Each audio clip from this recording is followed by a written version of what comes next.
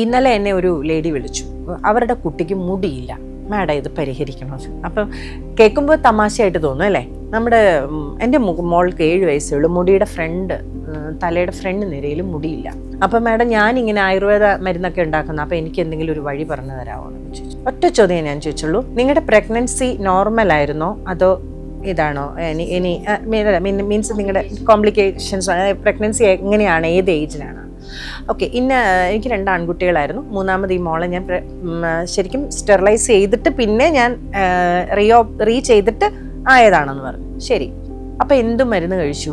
3 മാസം അബോർഷൻ ആകാതിരിക്കാൻ മരുന്ന് കഴിച്ചു. അപ്പം ഇനി മോളുടെ മുടിയുടെ പോക്കിനെ കുറിച്ച് ഇനി കൂടുതലൊന്നും ആലോചിക്കേണ്ട, അത് തന്നെയാണ് കാരണം. ഫ്രൂട്ട്സും വെജിറ്റബിൾസും ഒക്കെ കൂടുതൽ കൊടുത്തോണ്ടുള്ള ഒരു ഇത് ചെയ്യാൻ പറഞ്ഞു. എൻ്റെ ഡയറ്റ് വീഗനാ, പാലും മുട്ടയില്ല, ഇറച്ചിയും മീനും ഇല്ല, ഒന്നുമില്ല. എന്നോട് ചിലർ മുട്ട, ഒരു മുട്ടയും വേണ്ട മാഡം, പ്രോട്ടീനൊക്കെ ഞാൻ വേറെ തരാമെന്ന് പറഞ്ഞു. ലിവർ പെർഫെക്റ്റ് ആയിട്ട് വെച്ചാൽ എല്ലാ ഓർഗനും വൃത്തിയായിട്ട് ഓടിക്കുള്ളൂ.